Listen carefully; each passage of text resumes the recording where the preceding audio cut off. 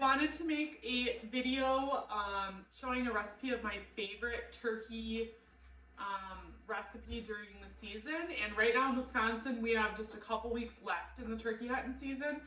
And with the quarantine and kids at home and stuff, I thought this is the perfect recipe to show right now. You might be getting sick of deep fried turkey nuggets because that's like the most common thing people do. So I thought I'll just show this quick recipe. It feeds quite a lot and it's super easy, only a few ingredients. But I can't actually show you the recipe until I show you the prep work, which is actually kind of the most important part of this video. So I won't actually be doing the cooking part for another 6 hours, but I'm just showing you this little beginning part. So once you've cleaned up the turkey and you have all the turkey breast, it is very important that you get the, I call it silver skin. I guess I don't know the actual term, but it's this tissue that is over the breast meat. And its purpose, and all of us have it, is to hold the muscle or the meat together in the body. So once you take that connective tissue off, the meat will kind of fall apart. Now it's really important that that is off prior to cooking, or that's what makes meat have like a tough texture or a gamey taste, as people say. So this one I hadn't yet completed cleaning up because I wanted to show you in this video. Hopefully I can. Oh yeah. So you can see on this side I've taken all the connective tissue off and the meat separates very easily. And I left it on this side just for the video. So you can see that white silver skin. Now it's very tough to get off without wasting the meat. I suggest you use a really sharp knife and just go from the top. And some spots you'll be able to actually just pull it down. But I wanted to make sure I showed you the difference. So all of this white tissue that is on the meat needs to come off. So all of that there will be coming off, and it will look like this type of meat when you're done.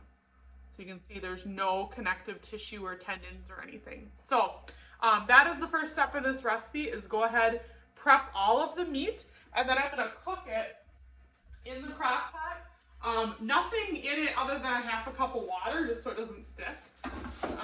And so it stays real moist. And I'm gonna cook it on low for 6 hours. And then we'll come back and after it's cooked and tender, make the actual recipe. So I'll see you in 6 hours. Hi there, so we are back after cooking turkey breast in the slow cooker for 6 hours on low. I'm gonna try not to rush through this, but I actually wanna get out in the woods and go turkey hunting tonight, so it might sound like I'm talking fast, but I wanna get out of here. But I wanna show you the last part of this recipe. Super simple. I went ahead and chopped up about maybe 2 or 3 cups of that turkey breast that we slowly cooked in the crock pot, so that is done. And then all this takes is everything mixed into a bowl. So we have our chopped up turkey, and I chop it up into like bite-sized squares, so that way the kids can just eat this without having to worry about them choking or anything. You don't have to cut anything up, which is really nice. And then it's 2 cans of any type of condensed cream soup, and I usually try to get something different each time. Cream of chicken. This one is cream of chicken. This one's cream of asparagus. I've also used cream of bacon, cream of mushroom, whatever. Just 2 cups of any condensed cream soup. Cream of broccoli is another one. So that gets all put in there, and then it is a 1.5 cups of milk. Our family drinks whole milk, so that's what I have. And I think it gives it just a creamier texture and flavor. So 1.5 cups of milk. And then flour, it is 2 tablespoons of flour to help kind of thicken it up.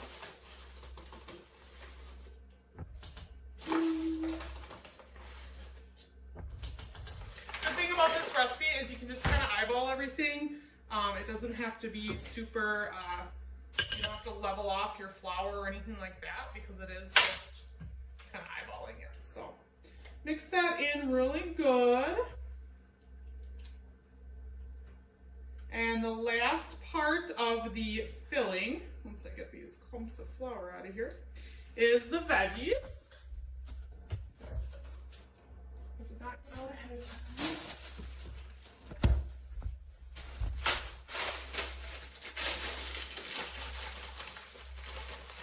The actual recipe calls for 3 cups of veggies. I just sort of eyeball it, and I always get the frozen mixed vegetables. If you had real garden vegetables, that would be even better. But I just sort of eyeball it until the mixture starts to get thicker, so it's not runny anymore. So let's see, that was 12 ounces of vegetables in. About half of that. This is a Santa Fe medley, so corn, black beans, onions, red and green peppers. So this is kind of a cool little dish to just try whatever you want as far as soup flavors, veggies, whatever. So that looks pretty good. So that's the consistency you want. It's pretty thick, like pot pie, because it is going to cook down, of course. And you'll get a little bit of moisture from the veggies. So what we're going to do is go ahead and put that in our 13 by 9 dish. And I have the oven preheating at 400 behind me. We're already preheated, I should say. And flatten that out. I didn't grease it or anything, just a 13 by 9. Oh, there, it's preheated now. All right, we're gonna go ahead and bake this at 400 for 20 minutes. And then I'll take it out and I'm gonna show you how to make the homemade biscuits, and then it will go in for another 10. So it's 30 minutes of cook time total. So 20 minutes at 400.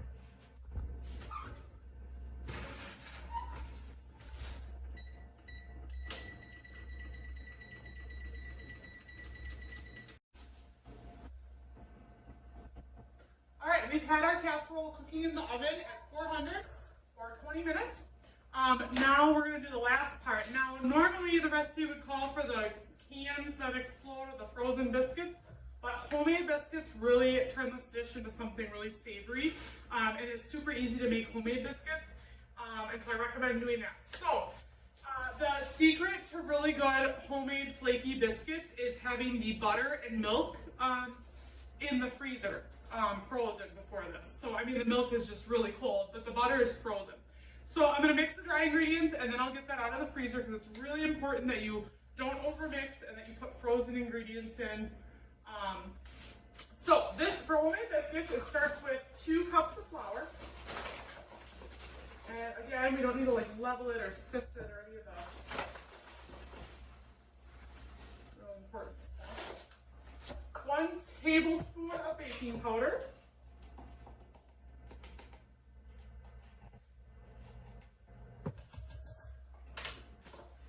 1 tablespoon of white granulated sugar.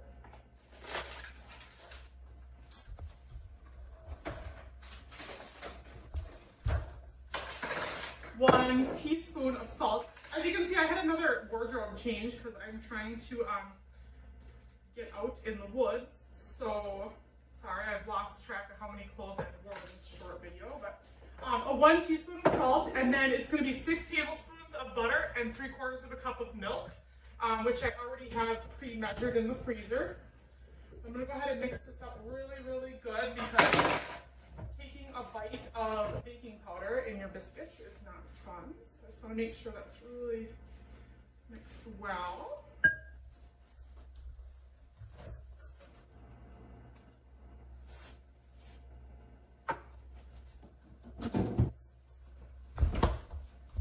All right, and then the butter I've pre-chopped, because after I chop it, I put it right back in the freezer. But this is what it should look like, is you just take a knife and a frozen stick of butter. It just does this on its own. You could use like a pastry knife or whatever those things are, but I don't, because it's unnecessary. So 3/4 cup of milk, which a little bit is even frozen, which makes it even better. So I mix that in. You can see I'm not like super domestic. I mean, I'm trying to really hurry through so I can go hunting. If you're in a husband-wife household, then I suppose that's much better for you to be able to have a wife that'll do this after you go hunting. But I hunt and I'm into it, so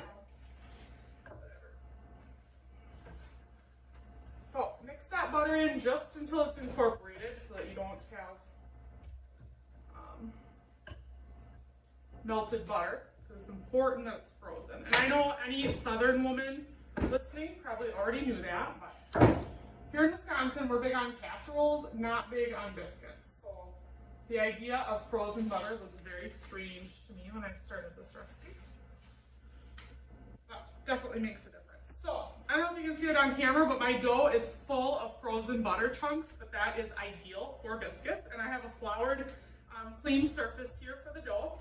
So you don't over knead it or anything. We're not baking bread, we're just making some biscuits. So, and the idea is we're just gonna plop them all over our casserole and then bake for 10 more minutes. So this bowl is purely for these biscuits. So I just like to, it's just a lot easier to use the bowl cut out. And I get them pretty thin. I'd say they're like maybe half an inch or so. And again, over kneading is really something that'll not ruin it, it just won't be as good. So minimal amount of that.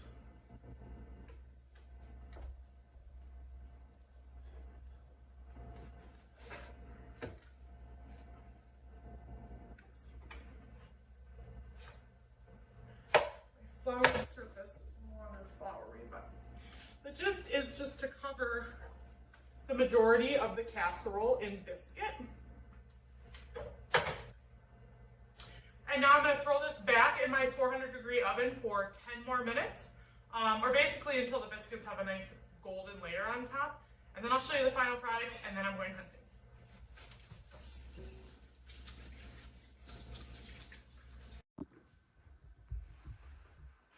All right, our turkey bake casserole has been cooking for another 10 minutes. Go ahead and pull it out. Oh yeah. And you can see, nice biscuit crust, turkey bake casserole. Biscuits are nice and brown on top. I'm just gonna let it sit here. Kids can eat dinner, and I'm going hunting.